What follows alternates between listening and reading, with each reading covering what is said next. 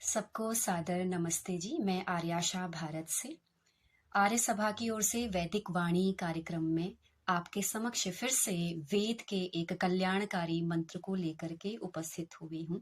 हम बहुत दिनों से वेद के मंत्रों पर चर्चा कर रहे हैं। सबसे पहले तो हमें ईश्वर का उपासक होना चाहिए। उपासक का मतलब ईश्वर के नजदीक बैठने वाला।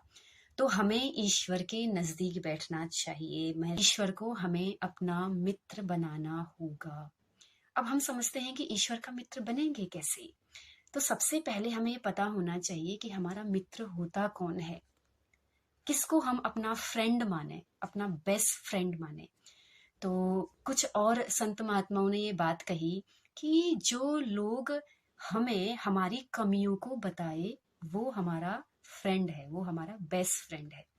जो सबके सामने हमारी तारीफ करे लेकिन पीठ पीछे हमारी कभी बुराई ना करे। अगर कोई हमारे सामने हमारी तारीफ करता है और पीठ पीछे हमसे अलग होकर के अलग लोगों से हमारे बारे में गलत बातें बोलता है तो वो हमारा मित्र नहीं है। मित्र कौन होना चाहिए? जो हमारे सामने हमारी प्रशंसा करे, हमें अप्रिशिएट करे और लोगों के सामने हमारा अप्रिशिएशन करे, और हमें हमारे सामने यदि हम कुछ गलत हैं तो हमें आकर के ये बताए कि आप में ये गलती है, आप इसको सुधार कर सकते हैं। तो जो हमें गलत काम करने से रोकते हैं, हमें अच्छे मार्ग पे ले जाते हैं, वो हमारे दोस्त हैं। और अगली बात क्या कहते हैं, जो मुसीबत में हमारे साथ खड़े रहते हैं। ऐसे नहीं कि मुसीबत जब आए तो हमको छोड़ करके चले जाएं, वो उनको दोस्त नहीं कहा जाता। दोस्त वो होते हैं जो हर सिचुएशन में हमारे साथ खड़े रहते हैं। जब पूरी दुनिया हमसे नफरत करती है, हेट करती है, तब भी जो हमारा दोस्त होता है वो हमारे साथ रहना चाहिए, तभी वो दोस्त कहलाता है। तो यहाँ पर ईश्वर को अपना दोस्त बनाने की बात कही गई है, क्योंकि कोई भी ऐसी सिचुएशन नहीं है जहां पर वो अलमाइटी हमारे अंदर मोटिवेट नहीं कर रहा होगा। आपने अनुभव किया है क्या? जब हम गलत काम करते हैं तो हमारे अंदर से आवाज आती है, एक मोटिवेशन आता है कि ये रॉन्ग है, मत करो। आती है ना? आप सब ने अनुभव किया होगा। तो ये मोटिवेशन देता कौन है? ये हमारे अंदर बैठा हुआ वो शक्ति, वो एनर्जी, वो तत्व जिसको हम ईश्वर कहते हैं, जिसको हम अलमाइटी कहते हैं, जिसको हम परमात्मा कहते हैं, जिस पर हम विश्वास करते हैं। तो हम अगर हमारे जीवन में कोई भी घटना घटित होती है, कोई भी परेशानी हमको होती है, तो हमें किसी के सामने रोने की जरूरत नहीं है। वेद मंत्र कह रहा है कि हमें दुखी नहीं होना है, बल्कि आंखें बंद करके ईश्वर के ध्यान में बैठना है और उससे कहना है, प्रभु मुझे बताओ कि इस सिचुएशन में मैं क्या काम करूं। उसको ढूंढने के लिए कहीं जाने की जरूरत नहीं है। मंदिर, मस्जिद, गुरुद्वारे, इधर उधर कहीं जाने की जरूरत नहीं है। अगर हमारा मन एकदम साफ और स्वच्छ है, अच्छा है, हम अच्छा काम कर रहे हैं और हमारे जीवन में कुछ घटना घट गई, कुछ दुख आ गया, कोई सिचुएशन ऐसी हो गई है जिसे हम समाधान नहीं कर पा रहे हैं, तो वेद हमें आदेश देता है, ईश्वरीय वाणी, डिवाइन नॉलेज हमको ये बता रही है कि हमें चुपचाप एकांत में जाकर बैठना चाहिए और परम पिता परमेश्वर से, जो हमारे अंदर बैठा हुआ विद्यमान है, हर समय हमको मोटिवेट कर रहा है, उससे बात करनी चाहिए। तो हमें उससे रिलेशन बनाना है। कैसा रिलेशन? दोस्त का रिलेशन। वैसे उसके साथ हमारे सारे रिलेशन हैं, माता पिता भाई बंधु। तो यहाँ पर सबसे अच्छा रिलेशन बनाने की बात कही गई है, मतलब दोस्त बनाने की बात कही गई है। क्यों? क्योंकि हमने देखा है ना, जिसे हम अपना दोस्त मानते हैं, जिसे हम अपना फ्रेंड मानते हैं, उसके सामने हम अपनी सारी बातें रख देते हैं कि मेरे साथ आज ऐसा हुआ, वैसा हुआ, मैं क्या करूं। उससे सजेशन लेते हैं।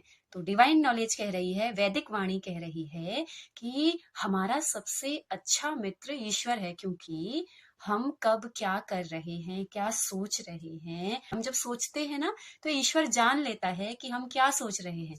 हम कोई काम करते हैं, चाहे अकेले में कर रहे हैं, चाहे सबके सामने कर रहे हैं, ईश्वर जान लेता है कि हम ये काम कर रहे हैं।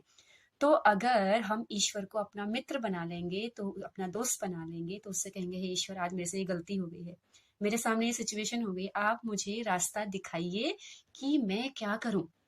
क्योंकि जब हम गलत काम कर रहे थे तो ईश्वर ने हमको मोटिवेट किया था, लेकिन हम, क्योंकि हमारा मन इतना साफ नहीं होता है, कई बार हम लोग गलत विचारों से भरे हुए होते हैं, हमारे मन में बहुत थॉट्स चल रहे होते हैं, तो अंदर से आने वाली इंट्यूशंस को हम पकड़ नहीं पाते हैं।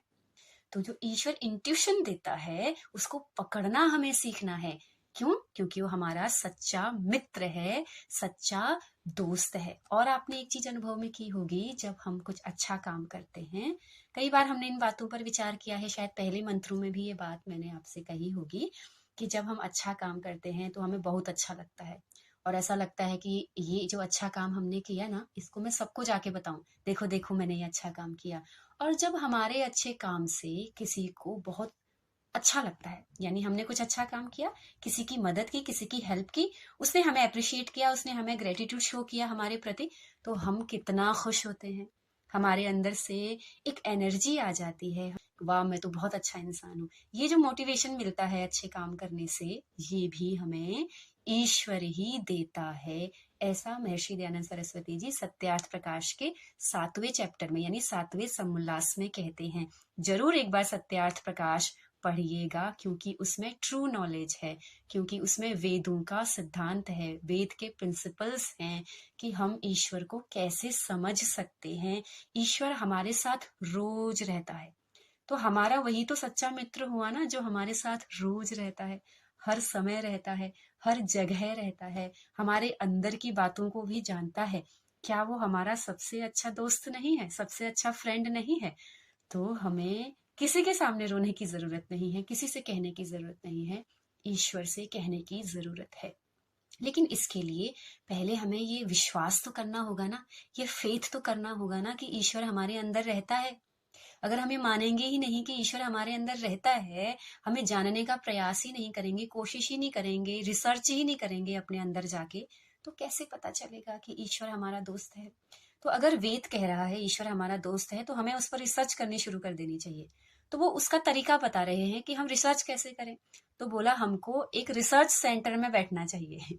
जैसे हम लोग वैज्ञानिक लोग, साइंटिस्ट लोग कुछ खोज करते हैं, कुछ रिसर्च करते हैं, तो एक सेंटर बनाते हैं, कुछ इक्विपमेंट ढूंढते हैं, उस इक्विपमेंट से कुछ रूल रेगुलेशन को, संसार के नियमों को खोजने की कोशिश करते हैं। वैसे ही हमको भी अपने शरीर रूपी कार्यशाला में, ये जो हमारा बॉडी है ना, ये एक रिसर्च सेंटर है। हमारे जो इमोशंस हैं, हमारा जो मन है, माइंड है, ये हमारा एक रिसर्च सेंटर है, जहां बैठ करके, जिसको ऑब्जर्व करके हम लोगों को ईश्वर जैसे तत्व को ढूंढना होता है, उसकी रिसर्च करनी होती है, उसकी खोज करनी होती है। तो ये वेद मंत्र क्या कह रहा है? संसदी शब्द आया है यहाँ पर, उसको इन्होंने शुद्ध हिंदी में बोला ध्यानशाला, जिसे मैं और सरल करने का प्रयास कर रही हूँ, कोशिश कर रही हूँ, मतलब रिसर्च सेंटर। तो हमें चुपचाप अकेले बैठ करके इस रिसर्च सेंटर में आंखें बंद करके अपने सभी सेंसेस को बंद करना होगा। जब हम अपने बाहर की सेंस को बाहर की ओर से अंदर ले जाएंगे, अभी हम क्या करते हैं, आंखों से बाहर देखते हैं, कान से बाहर सुनते हैं, जब हम इनको बंद कर देंगे, कान को बंद, आंख को बंद, सब बंद कर देंगे, तो हम कहाँ की चीजों को फिर फील करना शुरू करेंगे? जो हमारे अंदर चल रही हैं। सेल्फ इंट्रोस्पेक्शन होना शुरू होगा। जब सेल्फ इंट्रोस्पेक्शन होना शुरू होगा, तो हमें पता चलेगा कि हम कितने गलत हैं और कितने सही हैं। तो फिर हम क्या करना शुरू कर रहे हैं? अपने अंदर अपने मित्र को ढूंढने की कोशिश कर रहे हैं। अपना वो मित्र तभी हमको मिल सकता है जब हम अपने अंदर जा करके ईश्वर को समझने का प्रयास करेंगे, उसको अपना मित्र मानेंगे। इसलिए आइए हम सब ईश्वर से मित्रता करें, दोस्ती करें। आपने मुझे बहुत ध्यान से सुना। सबको सादर नमस्ते जी।